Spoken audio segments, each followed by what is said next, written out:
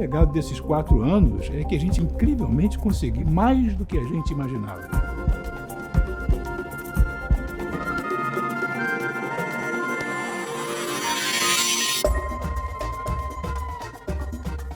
Poder abrir suas portas para um público diverso que leva em consideração o contato com o público e poder criar a sua programação com eles.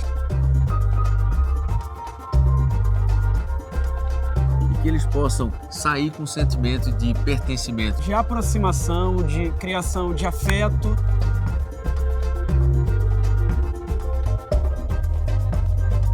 O foco da governança do Museu da Amanhã e do IDG está em entregar para o nosso público o melhor produto possível.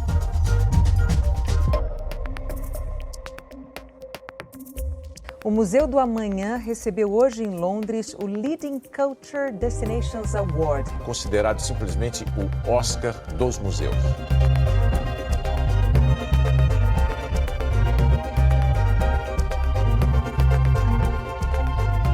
Porque a atividade fim do museu é pessoas.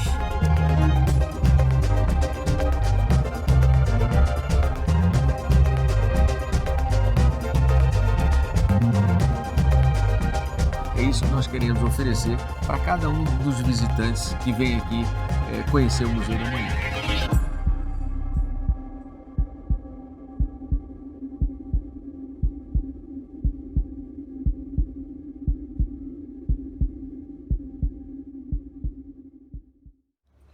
Olá, sejam muito bem-vindos a mais uma edição do Amanhãs Aqui e Agora, uma série de conversas promovidas no YouTube do Museu da Amanhã, com a presença de especialistas de diversas áreas e temas para explorarmos as possibilidades de futuro neste contexto tão urgente da pandemia. Eu sou Maria Garibaldi, diretora de Desenvolvimento de Público e Parcerias do IDG, a instituição gestora do Museu do Amanhã. Neste domingo nós teremos uma programação especial, é o Amanhãs Aqui Agora Internacional. Nós vamos receber o diretor do Museu Futurium, localizado lá em Berlim, na Alemanha. Ele é o Stefan Brandt. O Museu Futurium foi inaugurado em 2019 e tem o seu trabalho com foco no debate sobre os diferentes caminhos que as civilizações humanas podem tomar a partir de suas próprias escolhas. A própria equipe do Museu Futurium fala que o Museu da Amanhã, aqui do Rio de Janeiro, serviu como uma grande referência para esse projeto alemão. Super legal, né? E o Futurium é, além de tudo, um grande parceiro do Museu da Amanhã, quando os dois fazem parte de uma rede mundial de museus orientados para o futuro.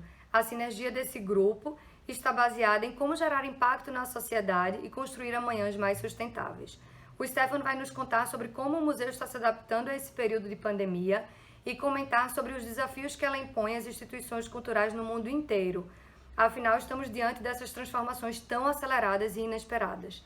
A conversa foi gravada em inglês, mas teremos legendas em português e tradução em libras, realizada pelos nossos queridos intérpretes do Museu da Amanhã, o Igor e a Johanne. Você que está nos assistindo aqui agora, não esqueça de dar o seu like, de comentar e compartilhar esse vídeo. Essas são ações muito importantes para conseguirmos ajudar a fazer a ciência alcançar mais pessoas. A partir de agora, você confere a entrevista com Stefan Brandt. Uma boa programação a todos e muito obrigada.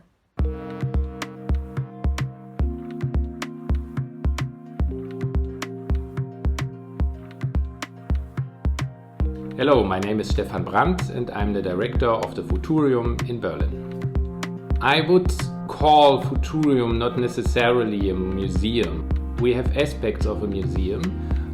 We have a big exhibition about future topics, but we also have a laboratory where you can experiment and where you can touch and feel the objects, and you even can further develop it together with designers and scientists. And we have our big event program. So at the end we have 3 programmatic pillars: exhibition, lab and events.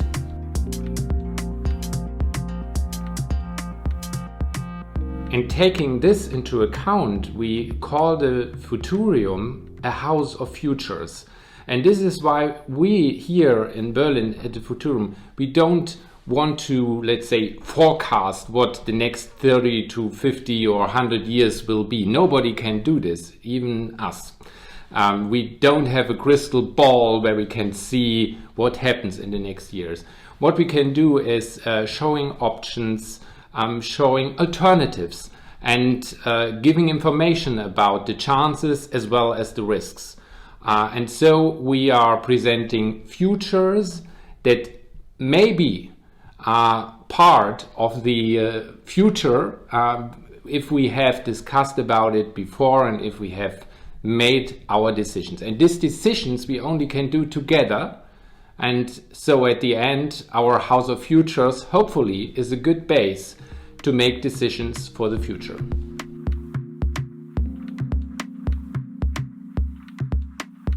I think most of the challenges every public institution had to face. So we had, beginning of March, we had step by step to decide which parts of our program we would reduce or close down. For instance, events. We started early in March to reduce the size of the audience due to the recommendations of the health authorities. But then, mid of March, every museum in Berlin had to close, so we did as well. We had prepared it for some weeks, so we had built an internal task force to really make the decisions not under time pressure, but well prepared. And I think this was a good thing. And so at the end, we were in a situation like everybody else. Advantage for us was that we had a good, let's say, digital base already. So when we opened in September 2019, so the Futurium opened just like 9 months ago. So when we opened, then we had already a so-called digital Futurium. And so this was a great base for us to invent further programs and transfer our analog programs into the digital world. So I think this was good, and we reached also new parts of the public with our program.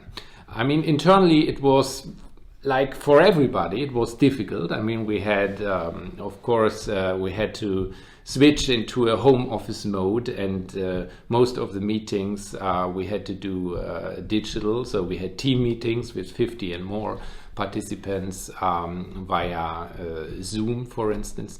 So at the end, I think we somehow managed it good. And we are open again since mid of May. So we started again to open our house. But of course, it's not the same like before. I mean, we had around 3,000 people a day before the closure because of COVID. And now, since then, we have much less people. I mean, it's clear. Yeah? I mean, people have to wear masks. They have to have big distances between them.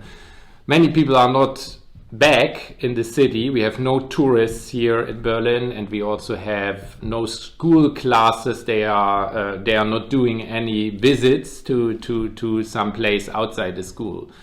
And so it's a step by step. I mean, the numbers are rising, so it's a good tendency that we see, but overall, I think it will be a long way back. And probably the word back is not the right one. So we might have a long way to a new normality, to a new normal, and we don't know yet how this normal will look like.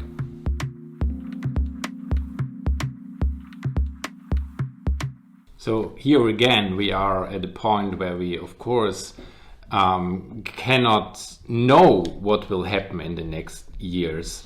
I mean, we don't have the crystal ball. I already said this.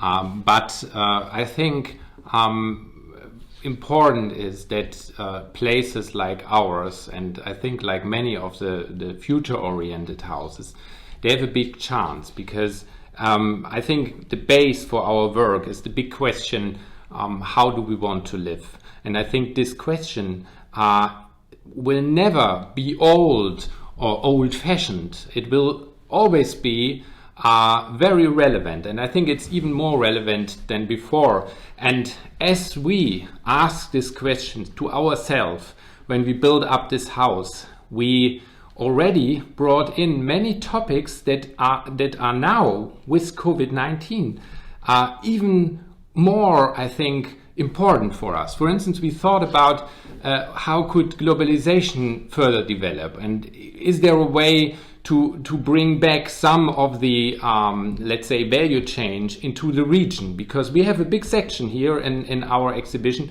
where we discuss about the advantages and disadvantages of this global delivery chains. And we show that, for instance, some trouser or some jeans, that they have to go through 15 stations around the world to be sold somewhere. And we show that this is not sustainable. And we now see also the disadvantages of such a system. And so I think we have these topics already there. We will bring in more topics that are relevant. And I think this basic question, how do we want to live? This basic question will never lose its relevance.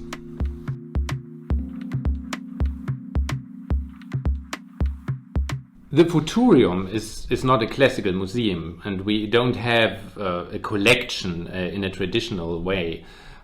We have objects, but these objects are only a starting point for discussion.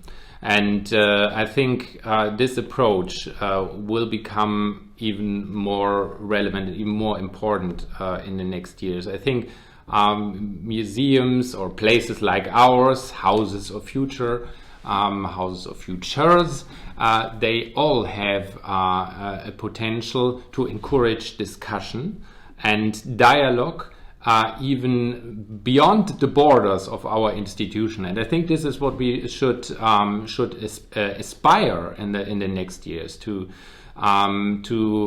start discussions that have a meaning for the society, but bring these discussions also outside our institutions. For instance, bring it into the region. We think about having a mobile Futurium going into the areas of Germany that are not considered as, let's say, very future-oriented. And we want to start discussions there, but also bring ideas from there back to Berlin. So we don't want to have just this center phenomenon, so that we are just an institution telling people what they have to do. This is what we don't want.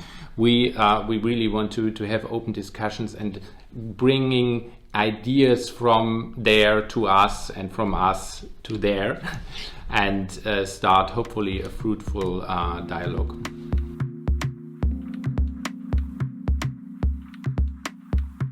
Technology can be a great actor or a great help to facilitate discussions, to start discussions, to bring new perspective to the objects, for instance, that we have. And we see it already now with the COVID-19 break.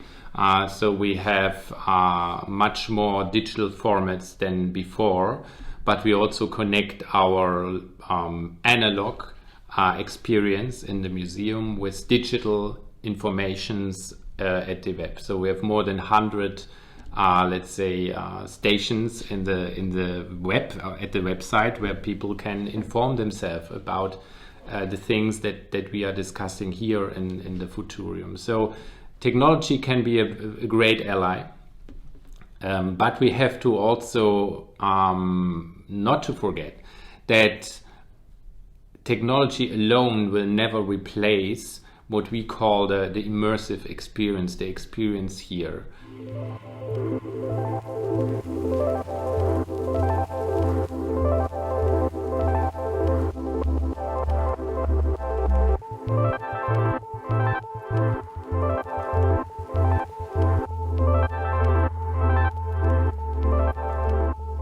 One challenge with technology and digital experience is that you have always a big number of options, and so the internet is exploding with formats, with digital formats, so it's not easy to choose, and there's also an effect where people get tired of this many options and many formats, and you can spend years or tens, dozens of years with looking at the different museum formats in the internet. So I think to be specific and to be something unique is not easy to have in the digital world. And therefore, it is always to be considered that you don't do just more of the same that everybody else is doing. The second is, as I already said, that we have a problem with having immersive experience in the digital world. I think we need somehow this feeling of connecting with other people in the same room, getting the experience, having the haptic experience with objects that you can touch. And so I'm very much convinced we still need these places as physical places, and the time now can never be the full future of dealing with let's say museum experience. We need these places. Otherwise, we will come to a world that Edward Morgan Foster, a novelist from Great Britain, already described in 1909 with his novel The Machine Stops. He describes a world where everybody sits in his room and is just connecting via internet in the terms from 100 years ago, but it is kind of an internet. So connecting, communicating via internet with everybody else. So there is no direct contact anymore. And so are people losing more and more what human beings are. I mean, they are social beings. And I think we have to fight very hard that we can have this haptic and this original experience back, because otherwise museum experience will lose a big part of its attractivity and also of its potential to bring people to think about and probably change their positions, get in dialogue with each other. We need this experience on the place. We need an experience within the room, and I hope very much that we can have it back at least within the next year.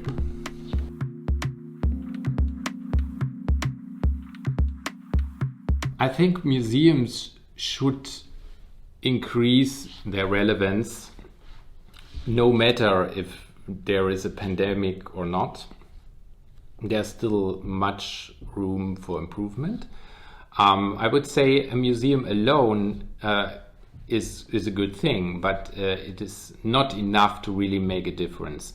But if we bring a big network of museums together, thousands, 10,000s, 100,000s of institutions, and they are all sending the message that people should deal with future topics, that they should think about the turn towards more sustainability, but that they should have an open discussion about the ways to reach it, then it would be a powerful network that is not there yet. And therefore we should use this time and also the acceleration of, let's say, digital tools.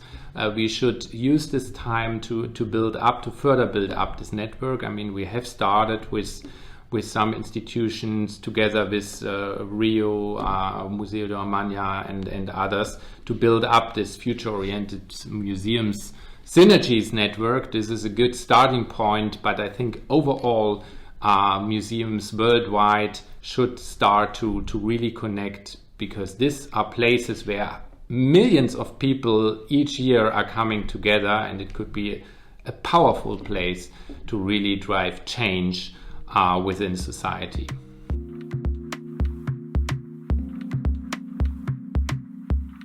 I would also like to send my greetings to you people from Rio, to Alexandre, to Enrique and all the others. I think you are doing great work, and it is just incredible what you have achieved within the last years. And so you were inspiration for us here in Berlin and for many others.